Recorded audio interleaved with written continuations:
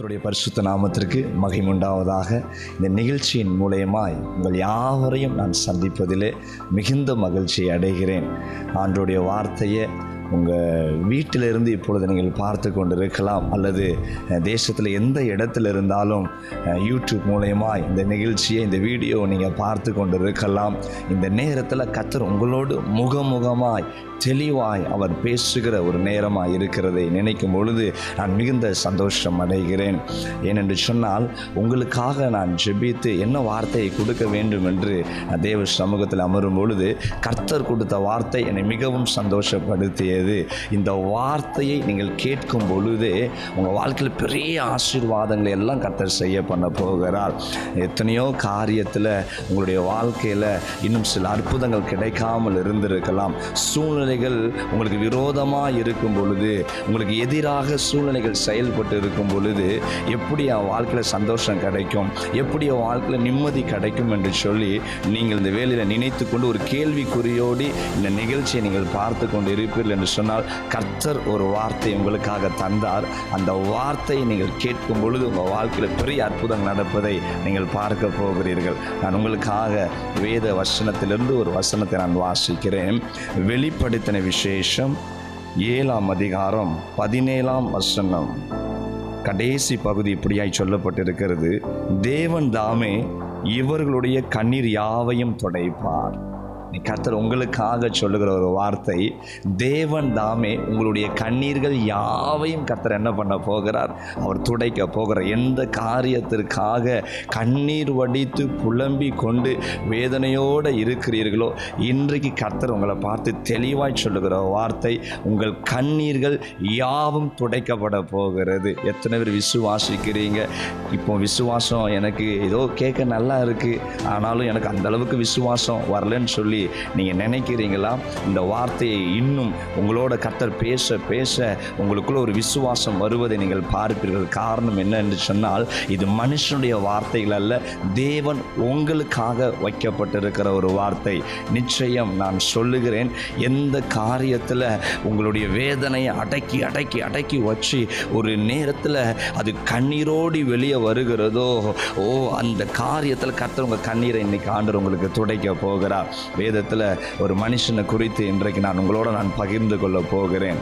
லூக்கா எழுதின சுவிசேஷம் 8ஆம் அதிகாரத்தில் சில வசனங்களை நான் வாசிக்கிறேன். அதில் 41ஆம் வசனத்திலிருந்து ஒரு மனிதனை குறித்து சொல்லப்பட்டிருக்கிறது. இயேசு ஊழியங்களுக்கு வெளியே கடந்து போகும் பொழுது யவீரு என்கிற ஒரு மனுஷன் இருந்தான். அந்த யவீரு என்கிற மனுஷனுக்கு ஒரே ஒரு அழகான ஒரு செல்ல பெண் பிள்ளை, நல்ல அழகான ஒரு பெண் பிள்ளை. ஆனால் அவளுக்கோ ஒரு வியாதியினால் அவள் பாடுபடுவதை யவீரால் பார்க்க முடியவில்லை. உடனே என் மகளுக்கு எப்படியாயிலும் சுகத்தை வாங்கி கொடுக்க வேண்டும் என்று சொல்லி இயேசுவை தேடி ஓடி வந்தான். இயேசுவை பார்த்த உடனே இயேசுவினிடத்தில் ஒரு வார்த்தையை கேட்குறான். 8ஆம் அதிகாரம், லூக்கா 8ஆம் அதிகாரம் 41ஆம் வசனத்தில் கடைசி பகுதி சொல்லப்பட்டிருக்கிறது. 12 வயதுள்ள தன்னுடைய ஒரே குமாரத்தி மரண அவஸ்தையாக இருந்தபடியால் யவீரு சொல்லுகிறார், என்னுடைய 12 வயதுள்ள என் பெண் பிள்ளை இன்னைக்கு மரண அவஸ்தையாக இருக்கிறாள் என்று சொல்லி யவீரு கண்ணீரோட இயேசுவின் இடத்துல வந்து அந்த வீதியில் நின்று கேட்குறான், என் பிள்ளை ஒரு வியாதியில் இருக்கிற, அதுவும் மரணத்துக்கு ஏதுவான ஒரு வியாதி, அவள் மரித்து போயிடுவாளோ என்று சொல்லி நான் பயந்து நடுங்கி கொண்டிருக்கிறேன் என்று கண்ணீரோடு வந்து நிற்கிறான். இந்த வேளையில் இந்த நிகழ்ச்சியை பார்க்கிற என் அன்பு தம்பி, என் அன்பு சகோதரனே, சகோதரியே, உங்கள் வாழ்க்கையில் சில மரண அவசியமான சில காரியங்கள் உன்னை நெருக்கி கொண்டு இருக்கிறதா? இன்னைக்கு கர்த்தர் உன்னோடு தான் அவர் பேசி கொண்டு இருக்கிறார். அது எந்த மரண அவஸ்தையான காரியங்களாக இருந்தாலும் சரி. சில நேரம் நீங்கள் ஏதோ ஒரு காரியத்திற்கு சொல்லி ஒரு சின்ன கடனை வாங்கியிருப்பீங்க. இந்த கடனை எப்படி ஆகிலும் 2 மாதம் சம்பளம் வந்த உடனே, 3 மாதம் சம்பளம் வந்த உடனே அதை கொடுத்து சரி பண்ணி விடலாம் என்று சொல்லி, ஆனால் அதுக்கு அடுத்து வீணான செலவுகள் வர வர கையில் பணம் தங்காமல் கடனுக்கு மேலே கடன், கடனுக்கு மேலே கடன் என்று சொல்லி இன்னைக்கு அது ஒரு மரண அவஸ்தையை போல இன்னைக்கு உன்னை நெருக்கி கொண்டு இருக்கிறதா? இன்னைக்கு கடனை என்னால் திருப்பி கொடுக்க முடியாது, சாகத்தான் வேணும், இல்லை ஏதாவது ஒரு ஊரை விட்டு நாங்கள் ஓடித்தான் போகணும் என்று சொல்லுகிற நிலைமையில் இந்த நிகழ்ச்சியை பார்த்து கொண்டு இருக்கிற கர்த்தர் உன்னை பார்த்து சொல்லுகிறார், என் அன்பு தேவ பிள்ளையே, உன் கண்ணீர் துடைக்கப்பட போகிறது. அது எப்படி என் கடன் மாற போகிறது என்று சொல்லி வேதனையோடு இருக்கலாம், கேள்விக்குறியோடு இருக்கலாம். ஆனால் நீ கர்த்தர் ஒன்னே ஒன்று தான் சொல்லுகிறார், உன் கண்ணீர் துடைக்கப்படும். எந்த காரியத்துக்கு அந்த கடனை நினைச்சு கண்ணீர் வடித்து கொண்டு இருக்கிறியா, அதில் உன் கண்ணீர் துடைக்கப்பட போகிறது. வியாதிக்கு மேலே வியாதி, இந்த வியாதியில் கொஞ்சம் கொஞ்சமாக நான் சாகிறத பார்க்கலாம். நான் ஒரே இதாக செத்தா நலமா இருக்குமே, இது எனக்கும் வேதனை, என்னை சுற்றி இருக்கிறவங்களுக்கும் இது வேதனையாக இருக்குது. எத்தனை நாள் என் சகோதரன் எனக்கு இந்த வியாதிக்காக அவன் பணம் செலவழிப்பான், எத்தனை நாள் என் பெற்றோர்கள் இந்த வியாதிக்காக பணம் செலவழிப்பாங்க, எத்தனை நாள் என் கணவன் இந்த வியாதிக்காக எனக்கு பணம் செலவழிப்பாங்க என்று சொல்லி மரண அவஸ்தையாக இருந்து கண்ணீர் வடித்து கொண்டு இருக்கிறீங்களா? இன்னைக்கு கர்த்தர் உங்களை பார்த்து சொல்லி கொண்டு இருக்கிற ஒரு வார்த்தை என்ன தெரியுமா? உன் கண்ணீர் துடைக்கப்பட போகிறது. உன் கண்ணீர் துடைக்கப்பட போகிறது. உன் கண்ணீருடைய அந்த அர்த்தம் யாருக்கும் தெரியாமல் இருக்கலாம். டாக்டர்கிட்ட போய், டாக்டர் எப்படியா இல்லை எனக்கு சுகத்தை கொடுங்க என்று சொல்லி நீ கண்ணீர் வடித்தாலும் அந்த டாக்டருக்கு உன் கண்ணீருடைய அர்த்தம் தெரியாமல் இருக்கலாம். மனுஷன் உன் தேவைக்காக, ஐயோ நான் ஒரு பிஸ்னஸ் ஆரம்பித்தேன், அதில் போட்டுக்கிற எல்லா பணமும் வீணாய் போனது, நீ என்ன செய்துன்னு தெரியல, என் தொழிலை எப்படி நான் முன்னேற பண்ணுறதுன்னு தெரியல என்று சொல்லி உன் நண்பர்களிடத்துல போய் சொன்னாலும் உன் வேதனை அவங்களுக்கு புரியவே புரியாது. நீ கர்த்தர் உங்களை பார்த்து சொல்லுகிறார், எந்த காரியத்திற்காக நீ கண்ணீர் வடித்து கொண்டு இருக்கிறையோ, இன்னைக்கு உன்னை பார்த்து தான் சொல்லுகிற ஒரு வார்த்தை, உன் கண்ணீர் துடைக்கப்பட போகிறது. இயேசு கிறிஸ்து சொல்லுகிறார், இதோ உன் கண்ணீர் யாவையும் நான் துடைக்க போகிறேன். எத்தனை பேர் விசுவாசிக்கிறீங்க? எவ்விரு மரண அவஸ்தையாக இருக்கிறாள் என்னுடைய பெண் பிள்ளை என்று சொல்லி ஆண்டவரை கூப்பிடும் பொழுது கர்த்தர் என்ன செய்தார் என்று பார்க்க போகிறோம். அதற்கு கீழே உள்ள வசனம் 42ஆம் வசனம் சொல்லப்பட்டு இருக்கிறது, தன் வீட்டிற்கு வரும்படி அவரை வேண்டிக் கொண்டான். முதலாவது அவன் சொல்லுகிறான், மரண அவஸ்தையாக இருக்கிறாள் என்னுடைய பிள்ளை. இரண்டாவது, அந்த எவ்விரு இயேசுவின் இடத்துல என்ன பேசுகிறார் என்று சொன்னால், தன் வீட்டிற்கு வரும்படி அவன் அழைக்கிறான். என் வீட்டுக்கு வாங்க ஆண்டவரே, என் பிள்ளைய தொடுங்க ஆண்டவரே, நிச்சயம் நீங்க தொட்டா என் பிள்ளை சுகமாகி விடுவாள். எத்தனையோ வைத்தியர்கள் வந்து பார்த்தாச்சு, எத்தனையோ டாக்டர்கள் வந்து பார்த்தாச்சு, ஒன்றும் சுகமாகவில்லை. ஆனா நீங்க என் வீட்டுக்கு வருவீங்கன்னா நிச்சயம் என் பிள்ளை சுகமாவாள் என்று அவனுக்குள் ஒரு பெரிய விசுவாசம் இருந்துச்சு. இந்த நிகழ்ச்சியை பார்த்து கொண்டிருக்கிற என் அருமையான தேவ பிள்ளையே, இன்னைக்கு கர்த்தர் உங்களை பார்த்து சொல்லுகிறார், இயேசுவை உங்க உள்ளத்துல நீங்க கூப்பிடுவீங்கன்னா, இயேசுவை உங்க வீட்டுக்குள்ள கூப்பிடுவீங்கன்னா, உன்னுடைய இழந்து போன அந்த தொழில், உன் பிஸ்னஸ் ஒன்றும் இல்லாமல் முடிஞ்சு போயிருக்கும். உன் பிஸ்னஸ்ல கையிட்டு செய்கிற வேலை எல்லாமே வெறுமையாய் போனதா, அந்த பிஸ்னஸை தொடங்குவதற்கு முன்பதாக, உங்க கடைக்கு நீங்க போவதற்கு முன்பதாக, அது சின்ன தொழிலோ பெரிய தொழிலோ அதை செய்வதற்கு முன்பதாக, இயேசுவே என் தொழிலுக்குள்ள வாங்க, என் வியாபாரத்துக்குள்ள வாங்க, என் வீட்டுக்குள்ள சமாதானமே இல்லை ஆண்டவரே, நிம்மதியாய் ஒரு தூக்கம் இல்லை, கணவன் மனைவிக்குள்ள ஒரு நிம்மதியான சந்தோஷம் இல்லை, குடும்பம் 4 பக்கம் சிதறி போய் இருக்குது. நீங்க செய்ய வேண்டிய காரியம் என்ன தெரியுமா? எவ்விரு சொல்லுகிறார், இயேசுவே என் வீட்டுக்கு வாங்க, இயேசுவே என் வீட்டுக்கு வாங்க. நீ கர்த்தரை பார்த்து நீங்க கூப்பிடுவீங்களா? இயேசுப்பா என் வீட்டுக்கு வாங்கப்பான்னு என்று சொல்லி நீ கூப்பிட்டு பார், உன் கண்ணீர் யாவையும் இன்றைக்கு கர்த்தர் துடைக்க போகிறார். ஆமென். மூன்றாவதாக எவ்விரு ஒரு வார்த்தையை சொல்லி ஆமென் பார்க்க முடியும். இயேசு கிறிஸ்துவை எவ்விரு கூப்பிடுகிறார், ஆண்டவரே என் வீட்டுக்கு வாங்கப்பா. உடனே இயேசு கிறிஸ்து சொல்றாரு, நான் உன்னோட கூட வருகிறேன். இயேசு கிறிஸ்துக்கு நிறைய ஊழியங்கள் இருந்தது, அநேக காரியங்கள் இருந்தது. அவர் அந்த நாட்களில் ஒரு சாதாரண நபராக இல்லை, அவர் அநேகருக்கு அற்புதங்களை செய்து அநேகருக்கு உதவி செய்தவராக இருந்தார். அநேக ஜனங்கள் அவரை நெருக்கி கொண்டிருந்தார்கள். எங்கு பார்த்தாலும் ஆயிரக்கணக்கான கூட்டம் இயேசுவுக்கு பின்பதாய் போய் கொண்டிருந்துச்சு. ஆனால் அதை எல்லாம் ஆண்டவர் விட்டுட்டு எவ்விரு கூப்பிட்ட மாத்திரத்தில் எவ்விரோட கூட கடந்து போனார். இன்றைக்கு அருமையான தேவ பிள்ளைய, உலகத்தில் எத்தனை கோடி மக்கள் வாழ்ந்தாலும் நீங்கள் நினைக்கலாம், என் வீட்டுக்கு இயேசு வருவாரா, நான் கூப்பிட்ட உடனே ஆண்டவர் எனக்கு அற்புதம் செய்வாரா நீங்கள் நினைக்கலாம். ஆனால் இன்னைக்கு ஆண்டவர் சொல்லுகிறார் உங்களை பார்த்து, எத்தனை கோடி ஜனங்கள் இருந்தாலும், எந்த மனிதர்கள், எந்த தேவ பிள்ளைகள் ஆமென் இயேசுவே எனக்குள்ளே வாங்க, என் வீட்டுக்குள்ளே வாங்கன்னு சொல்லி நீங்கள் தாழ்மையாய் நீங்கள் கூப்பிடுவீங்கன்னு சொன்னால், இருதயத்தின் ஆழத்திலிருந்து கூப்பிடுவீங்கன்னு சொன்னால் உடனே ஆண்டவர் இறங்கி வருவா. இயேசு கிறிஸ்து எவ்விரோட கூட போனார். நடந்தது என்ன தெரியுமா? எவ்விரும் இயேசு கிறிஸ்துவாய் போகும் பொழுது வழியில ஒரு சம்பவம் நடக்கிறது. 12 வருஷமாய் பெரும்பாடுள்ள ஸ்திரீ, ஒரு மகள் இயேசு கிறிஸ்து வஸ்திரத்தை தொட்டு அங்கே சுகமாகிற ஒரு நிகழ்ச்சி. உடனே இயேசு கிறிஸ்து நிற்கிறார் வழியிலே. சுகமாகியாச்சு அந்த சகோதரிக்கு. இப்போ இயேசு கிறிஸ்து சொல்லுகிறார், என்னை தொட்டது யார்? என் சரீரத்தில் ஒரு வல்லமை புறப்பட்டு போனதை நான் உணர்ந்தேன். என்னை யார் தொட்டார்கள்? இயேசு கிறிஸ்துவை சுற்றியோ ஆயிரக்கணக்கான ஜனங்கள் நின்று கொண்டு இருக்கிறாங்க. யோசித்து பாருங்க, ஒரு கூட்டத்துக்குள்ள ஒரு மனிதர் நின்று கொண்டு இருந்தால் என்னை தொட்டது யாருன்னு சொன்னா எத்தனையோ பேர் தொடுவாங்க. கைகளிலே படும், கால்களிலே படும், தன் சரீரத்தில் பின் முன் பக்கம் எல்லா பக்கம் சில மனிதருடைய தொடுதலை நம்ம பார்ப்போம். ஆனால் இயேசு கிறிஸ்து சொல்லுகிறார், என்னை இந்த இடத்துல ஒருவர் தொட்டு இருக்கிறார். ஏனென்று என் சரீரத்திலிருந்து வல்லமை புறப்பட்டு போனதை நான் உணர்ந்தேன். யார் என்னை தொட்டது என்று சொல்லும் பொழுது, இந்த சம்பவத்தை இயேசு கிறிஸ்து கேட்கும் பொழுது எவருக்கு மனசு எப்படி இருந்திருக்கும்? ஐயோ, ஏற்கனவே என் பிள்ளை மரண அவஸ்தையா இருக்கிறாளே, சீக்கிரமா வாங்கன்னு சொல்லி அவர் கூப்பிட்டு போகிறார். ஒரு மனுஷனுக்கு ஒரு ஆக்சிடென்ட் ஆகி ஆம்புலன்ஸில் வச்சு கொண்டு போகிறாங்கன்னு என்று வைத்துக் கொள்ளுங்கள். அந்த அடிப்பட்டவருடைய உறவினரோ யாரோ அந்த ஆம்புலன்ஸில் இருக்கிறாங்கன்னா அவங்க மனசு எப்படி இருக்கும்? சீக்கிரமாக ஹாஸ்பிட்டல் போய் சேரணும், சீக்கிரமாக போனால் தான் வைத்தியம் பார்க்க முடியும். அவங்க போகிற வழியில் ரொம்ப டிராஃபிக் ஜாம் ஆகிறது, நிறைய கூட்டங்கள் இருக்குது. அப்போ மனசு துடிக்கும், ஐயோ இன்னைக்கு பார்த்து இவ்வளோ டிராஃபிக் ஆகுதே, எப்படி எங்களால் போக முடியும்? இதே எண்ணம் தான் எவருக்கு இருந்திருக்கும்.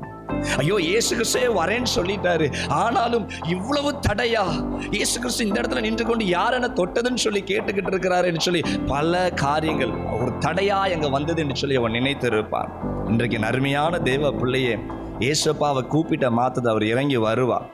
இயேசுவேன்னு சொல்லி நீங்கள் சபைக்கு போவீங்க, இயேசுப்பாவை தேடுனா நீ எல்லாம் நல்லபடியாக மாறிடும். நம்ம சர்ச்சுக்கு போவோம், நம்ம இயேசுவை தேடுவோம் அப்படி சொல்லி நீங்கள் ஆண்டவரை தேடும் பொழுது சில நேரத்தில் தடைகள் தான் வரும். உடனே இயேசுவை தேடணும்னு நீங்கள் நினைக்கும் பொழுது உங்களுக்கு ஒரு விசாலமான பாதை இருக்காது, திறக்கப்பட்ட வாசல் இருக்காது. தடைகள் வரும், பிரச்சனைகள் வரும், சில தாமதங்கள் வரும். அற்புதம் வேணும் என்று சொல்லி நீங்கள் விசுவாசத்தோடு கேட்பீங்க, அற்புதமே நடக்காது. உடனே நினைப்பீங்க, ஐயோ ஏன் அற்புதம் நடக்கலை, இவ்வளோ தாமதம் ஆகுது, எதுக்கு எடுத்தாலும் தடை வருது. இவங்க சொன்னாரே, இந்த டிவி நிகழ்ச்சியில் அந்த பாஸ்டர் பேசினாரு, ஏசப்பாவை கூப்பிடுங்க உடனே அவர் வருவார், அற்புதத்தை செய்வார்னு சொன்னாரு, நான் கூப்பிட்டேனே ஆனால் தடை தானே வருது, ஒரு அற்புதம் நடக்கலையே நீங்கள் நினைக்கிறீங்களா? இன்றைக்கு கர்த்தர் உங்களை பார்த்து சொல்லுகிறார், எவிரு போகும் பொழுது தடைகள் வந்தது உண்மைதான், ஆனால் அந்த இடத்துல அந்த மகளுக்கு சுகத்தை கர்த்தர் கொடுக்கிறார். கொடுத்த மாத்தத்தை என்ன நடக்குது தெரியுமா? அந்த இடத்துல கொஞ்சம் தாமதமான உடனேயே எவீரனுடைய வீட்டு வேலைக்காரன் ஓடி வருகிறான். அவன் வந்து சொல்லுகிற வார்த்தை, எவீரையா, இனி போதகரை நீங்கள் வருத்தப்படுத்த வேண்டாம், அவரை நீங்கள் வீட்டுக்கு அழைச்சி கொண்டு வர வேண்டாம். ஏன் என்று எவீர் கேட்கும் பொழுது அந்த வேலைக்காரன் சொல்றான், உங்களுடைய மகள் மரித்து போனான், உங்களுடைய பிள்ளை மரித்து போகிறா. இந்த செய்தியை கேட்ட உடனே எவீருடைய உள்ளம் உடைஞ்சிருக்கும். அவன் முதல் என்ன நினைச்சிருப்பான், ஐயோ இதுக்கு தானே நான் இயேசு கிறிஸ்து அவசரப்படுத்தி நான் கூட்டிட்டு போக வந்தேன், சீக்கிரம் வந்துடணும், என் பிள்ளைக்கு அவள் மரண அவஸ்தையா இருக்கிறாளே, இயேசு கிறிஸ்து உடனே வந்து தொட்டா சுகமாயிருமே என்று சொல்லி தானே இயேசுவனை அவசரப்படுத்தி கூப்பிட்டேன். இடையில இந்த தடைகளின் நிமித்தமாய், இந்த பிரச்சனையின் நிமித்தமா என் பிள்ளைய காப்பாற்றப்படாமல் போனதே என்று சொல்லி அவன் அழும் பொழுது இயேசு கிறிஸ்து சொன்ன வார்த்தை எவீரை பார்த்து, மகனே பயப்படாதே, விசுவாசம் உள்ளவனாயிரு. கேட்ட வார்த்தை என்ன? மரித்து போனாள். ஆனால் இயேசு கிறிஸ்து சொல்லுகிற வார்த்தை என்ன? பயப்படாதே, விசுவாசம் உள்ளவனாயிரு. இன்னைக்கு அன்பு சகோதர சகோதரியே, எனக்கு அருமையான தேவ பிள்ளையே, உன் வாழ்க்கையில் சில தோல்வி வந்துருச்சா? உன் வாழ்க்கையில் சில வெறுமை வந்துருச்சா? பிரச்சனைகள் வந்துருச்சா? இயேசுவை தேடினா எல்லாம் கிடைக்கும்னு சொன்னாங்க, இயேசு வந்தா எல்லாம் மாறிடும்னு சொன்னாங்க, ஆனால் ஒன்றும் நடக்கலையே, எல்லாம் முடிஞ்சு போச்சு, இனி என்ன அப்படின்னு நீங்க நினைக்கிறீங்களா? கர்த்தர் சொல்லுகிறார், நீ பயப்படாதே, விசுவாசம் உள்ளவனாயிரு, உன் கண்ணீர் துடைக்கப்படும். நான் துடைப்பேன் என்று சொன்னால் நிச்சயம் உன் கண்ணீரை நான் துடைப்பேன், அதில் எந்த ஒரு மாற்றமும் இல்லை. எவீரை பார்த்து ஆண்டவர் சொல்றார், நீ பயப்படாதே. எந்த காரியத்தை குறித்து நீங்கள் பயந்து போய் நிற்கிறீங்களா? ஐயோ எப்படி என் பிள்ளையினுடைய திருமணத்தை நான் நடத்த போறேன்னு தெரியலையே, அந்த நாட்கள் நெருங்கிருச்சு, நான் வாக்கு கொடுத்துட்டேன், இவ்வளவு செய்து என் பிள்ளையை நான் கட்டி கொடுக்கிறேன், என் மகனுக்கு இதை நான் திருமணத்தை செய்து கொடுக்கிறேன் என்று சொல்லி, ஆனால் நாட்கள் நெருங்க நெருங்க என் கையில் ஒன்றுமே இல்லையே, நான் அவமானப்பட்டுருவேனோ, என் சொந்த ஜனத்துக்கு முன்பதாக என் தேசத்தில் என் ஊரில் நான் அவமானப்பட்டுருவேனோ நீ நினைக்கிறியா? நீ கர்த்தர் உங்களை பார்த்து சொல்லுகிறார், நீ கண்ணீர் வடிக்காத, உன் கண்ணீர் துடைப்பேன், நீ பயப்படாத, உன்னுடைய பிள்ளைகளுடைய திருமணங்கள் ஆசீர்வாதமா நடக்கும். எப்படி என் தொழிலை நான் தொடங்க போறேன்னு தெரியலையே, என் பிசினஸ் ஆசீர்வாதமா ஆகுமா இல்லையன்னு தெரியலையே, நீ கர்த்தர் சொல்றார், நீ பயப்படாத, நான் உனக்கு துணை இருக்கிறேன், விசுவாசம் உள்ளவனாயிரு. சிலர் நினைக்கலாம், எப்படி என் ஊழியம் வளர போகுது, எப்படி நான் ஊழியம் செய்ய போறேன்னு தெரியல, இன்னும் சொந்த இடம் இல்லை, ஒரு சபை இல்லை, ஆத்துமாக்களும் இல்லை, வெறுமையா இன்று கொண்டு இருக்கிறேன்னு நீ கர்த்தர் சொல்றார். ஆத்துமாக்களுக்காக அழுது கொண்டு இருக்கிறீங்களா? தினம் தினம் ஆண்டவரே ஆத்துமாக்களை தாங்கன்னு சொல்லி புலம்பிக் கொண்டு இருக்கிறீங்களா? கர்த்தர் உங்களை பார்த்து சொல்லுகிறார், உன் கண்ணீர் துடைக்கப்படும், நீ பயப்படாதே, விசுவாசம் உள்ளவனாய் இரு. எவ்விரை ஆண்டவர் சொன்னார், நீ பயப்படாதே என்று சொல்லி மறுபடியும் இயேசு கிறிஸ்து எவ்விரை அழைத்து கொண்டு போகும் பொழுது வீட்டுக்குள்ள போகியாச்சு. எவருடைய வீட்டுக்குள்ள போன பிறகு என்ன நடக்கிறது தெரியுமா? லூக்கா 8ஆம் அதிகாரத்தில் 52ஆம் வசனம் சொல்லுகிறது, எல்லாரும் அழுது அவளை குறித்து துக்கம் கொண்டாடுகிறதை கண்டு அழாதேயுங்கள் என்று இயேசு கிறிஸ்து சொன்னார். இயேசு கிறிஸ்து வீட்டுக்குள்ள போகிறாரு. மகள் மரித்து சடலமாய் படுக்கையில வைக்கப்பட்டிருக்கிறது. எல்லா உறவுக்காரர்களும் கூடி வந்தாச்சு. எல்லா தெரிந்த ஜனங்கள், சொந்தக்காரர்கள், அருகாமையில் இருக்கிற எல்லாம் கூடி வந்தாச்சு. எல்லாரும் ஐயோ, ஒரு வயசான ஆள் மரித்தால் கூட அவ்வளவு தூரம் வேதனை தெரியாது. ஆனால் 12 வயசுள்ள ஒரு பிள்ளை, 12 வருஷமா அந்த பிள்ளைக்கு எவ்வளோ பிரயாசப்பட்டிருப்பாங்க. யோயா பிள்ளை மரித்து போனாலே என்று சொல்லி எல்லாரும் அழுது கொண்டு இருக்கிற பொழுது கர்த்தர் சொல்லுகிறார் அவளை பார்த்தேன், அழாதேயுங்கள். இன்னைக்கு ஒரு மரித்த வீட்டில் போய் நம்மளும் இந்த வார்த்தையை சொல்லுவோம், அழாதீங்க என்று சொல்லி. ஆனால் நம்ம சொல்கிற வார்த்தைக்கும் ஆண்டவர் சொல்கிற வார்த்தைக்கும் ஆயிரங்கள் வித்தியாசம் இருக்கிறது. இன்னைக்கு உங்களை சுற்றி இருக்கிறவங்க உங்கள் கஷ்டத்தை பார்த்து சொல்லுவாங்க, கவலைப்படாதீங்க, அழாதீங்க அப்படின்னு சொல்லிட்டு அவங்க போயிடுவாங்க. ஆனால் இன்றைக்கு இந்த சத்தம் கேட்குதே, இது அந்த சத்தம் அல்ல, தேவன் மெய்யாகவே பேசுகிற சத்தம். மனிதர்கள் சொல்லிட்டு போயிடுவாங்க, சூழ்நிலைகள் மாறாது. ஆனால் இயேசு கிறிஸ்து இன்னைக்கு உங்களை பார்த்து சொல்லுகிறார், நீ அழாதே. அவர் சொன்னா சூழ்நிலைகள் மாறும். அவர் சொன்ன அற்புதம் அப்பொழுதே நடக்கும். அந்த மகளை அந்த குடும்பத்தை பார்த்து சொல்றார், அழாதேயுங்கள். இயேசு செய்த காரியம் என்ன தெரியுமா? படுக்கையில கிடந்த, சடலமாய் கிடந்த அந்த பெண் பிள்ளையினுடைய கையை பிடித்து தூக்கின மாத்திரத்துல அவளுக்குள் ஜீவன் வந்தது. அவளுக்குள் பிரிந்து போன உயிர் திரும்பவும் வந்தது. அழுத எல்லா முகங்களும் இப்பொழுது ஆச்சரியப்பட ஆரம்பித்தது. இன்னைக்கு உங்களை பார்த்து கர்த்தர் சொல்லுகிறார், எந்த காரியத்திற்காக அழுது கொண்டு இருக்கிறியோ உன்னுடைய முகம் ஆச்சரியப்பட போகிறது. உன்னை பார்த்தவர்கள் எல்லாரும் ஆச்சரியப்பட போறாங்க. அழுது வேதனைப்பட்டல. எல்லாரும் சொன்னாங்க, எப்பவும் இந்த வீடு அழுக சத்தம் தான் கேட்கும், எப்பவும் இந்த முகத்துல கண்ணீர் தான் இருக்கும். இவன் மூஞ்சில ஒரு நாள் மகிழ்ச்சியே இருக்காது, இவன் மூஞ்சில ஒரு நாள் கூட சிரிப்பே இருக்காது. அந்த எந்தெந்த நாவுகள் எல்லாம் சொல்லிச்சோ, யாரெல்லாம் அப்படி சொன்னார்களோ அவர்கள் முகங்கள் எல்லாம் ஆச்சரியப்படுகிற காலம் வருகிறது. உன்னை கண்டு ஆச்சரியப்படுகிற காலம், உன்னை கண்டு பிரமிப்படைகிற காலம் வருகிறது. இன்னைக்கு ஆண்டவர் உங்களை பார்த்து சொல்லுகிறார், உன் கண்ணீர் யாவும் துடைக்கப்படும், நீ அழாதே. எத்தனை பேர் விசுவாசிக்கிறீங்க? ஆமென். இன்னைக்கு கர்த்தர்களோட தீர்க்க தரிசனமாய் பேசி இருக்கிறார். உன் கண்ணீர் யாவும் துடைக்கப்படும். எவருடைய வாழ்க்கையில ஆண்டவர் கண்ணீரை துடைச்சார்? எவருடைய மனைவியினுடைய கண்ணீரை துடைச்சார்? உடன்பிறப்புகள் யாரெல்லாம் கூட இருந்தாங்களோ எல்லாருடைய கண்ணீரையும் துடைச்சார். மரித்து போன மகளை மீண்டும் உயிரோடு எழுப்பினார். இப்போ நினைச்சு பாருங்க, எவருடைய வீட்டுக்குள்ள எவ்வளவு ஒரு சந்தோஷம் இருந்திருக்கும், எவ்வளவு ஒரு மகிமை உண்டாயிருக்கும். எல்லாரும் இயேசுவை விசுவாசித்தார்கள். இன்றைக்கு அன்பு தேவ பிள்ளையே, இந்த நிகழ்ச்சியை எந்த இடத்திலிருந்து, எந்த தேசத்திலிருந்து நீங்க பார்த்து கொண்டிருந்தாலும் சரி, இன்னைக்கு கர்த்தர் சொல்றார், உன் குடும்பத்துக்குள்ள நான் இறங்கி வருகிறேன். இயேசப்பாவை நீங்க விசுவாசா மட்டும் போதும். ஆண்டவரை தேடி, ஆண்டவரே நீர் மட்டும்தான் தெய்வம் என்று உங்க மனதில் ஏற்றுக்கொண்டாலே போதும். பெரிய பெரிய மாற்றங்களை உங்க வாழ்க்கையில் ஆண்டவர் செய்ய போகிறார். ஆமென். விசேஷமாய் இப்பொழுது கூட ஒரு பாடலை பாடி உங்கள் மத்தியிலே ஆண்டவரை ஆராதிக்க வேண்டும் என்று விரும்புகிறேன். நீங்களும் என்னோட இணைந்து இந்த பாடலை பாடி ஆண்டவர் இருக்கிற இடத்துல உள்ளத்திலிருந்து நீங்க தேடி பாருங்க, ஆராதித்து பாருங்க. கர்த்தர் நிச்சயம் உங்களுக்கு அற்புதத்தை செய்ய போகிறார். ஆமென். ஆமென். என்னோட இணைந்து யாவரும், இயேசுவே நீங்க போது ஆண்டவரே, உங்க சமூகம் எனக்கு போது ஆண்டவரே என்று சொல்லி என்னோட இணைந்து இந்த பாடலை பாடி ஆராதிங்க. கர்த்தர் நிச்சயம் உங்களுடைய கண்ணீர்கள் யாவையும் கர்த்தர் அவர் துடைப்பார். நீங்க போதும் ஏசப்பா, உங்க சமூகம் எனக்கப்பா.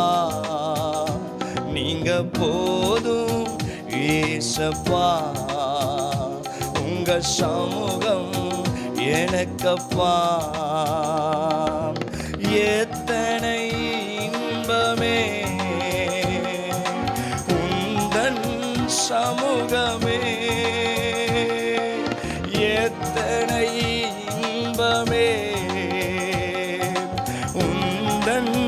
சமூகமே உள்ளமும் உடலுமே உமக்காயேங்குதே. என் உள்ளமும் உடலுமே உமக்காயேங்குதே. நீங்க போதும் ஏசப்பா, உங்க சமூகம் எனக்கப்பா. நீங்க போதும் ஏசப்பா, உங்க சமூகம் எனக்கப்பா. யாவரும் தேவ சமூகத்தில் இதை என்னோட பார்த்து என்னோட ஆராதித்து கொண்டு இருக்கிற என் அன்பு தேவ பிள்ளையே, இந்த வேலையில கூட ஆண்டவரை பார்த்து சொல்லுங்க, இந்த உலக சுமைகளினால எனக்கு பலன் குன்றி போகிறது ஆண்டவரே. சூழ்நிலைகள் மாற மாற எனக்குள் இருக்கிற பலன் எல்லாம் மாறி போகிறது. என் கண்ணீரை யார் துடைப்பார் என்று ஏங்கி கொண்டு இருக்கிறேன். இந்த வேலையில கூட என்னோட இணைந்து ஆராதித்து கொண்டிருக்கிற ஒவ்வொரு பிள்ளைகள் மீது கர்த்தருடைய பலன் இப்பொழுது இறங்கி வருகிறதற்காக நன்றி செலுத்துகிறேன் தகப்பனே. சகரமா புது பலன் தருகிறீ, புது எண்ணெய் பொழிகிறீ, புது பலன் தருகின்றீ, புது எண்ணெய் பொழிகின்றீ. கனிதரும் மரங்களாய் செழித்தோங்க செய்கின்றீ. நான் கனிதரும் மரங்களாய் செழித்தோங்க செய்கின்றீர்.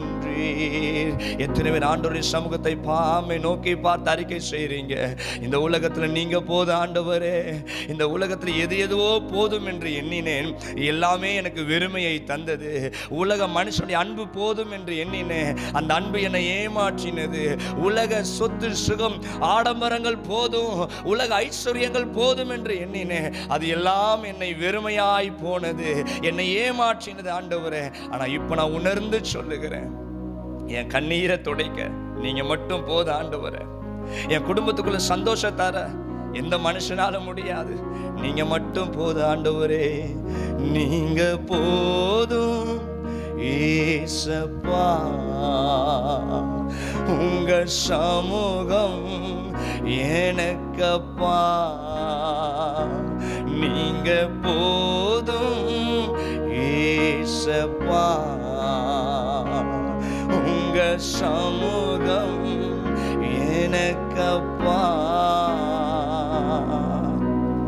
எப்போ ஆண்டுடைய சமூகம் எனக்கு போதும் என்று சொன்னீங்களோ, அப்பொழுதே கர்த்தர் உங்க வாழ்க்கையில் உங்க கண்ணீரை அவர் துடைக்க போகிறார். இந்த வேளையில் கூட உங்களுக்காக நான் ஜெபித்து முடிக்கிறேன். எங்களை அதிகமாய் நேசிக்கிற எங்க நல்ல தகப்பனே, இந்த நிகழ்ச்சியை பார்த்து கொண்டிருக்கிற ஒவ்வொரு குடும்பங்களுக்காக நான் ஜெபிக்கிறேன், ஒவ்வொரு பிள்ளைகளுக்காக நான் ஜெபிக்கிறேன். எந்த இடங்களில் இருந்து இந்த நிகழ்ச்சியை பார்த்து கொண்டிருந்தாலும் எங்களுடைய கண்ணீர்களை ஆண்டவர் துடைப்பீராக தகப்பனே.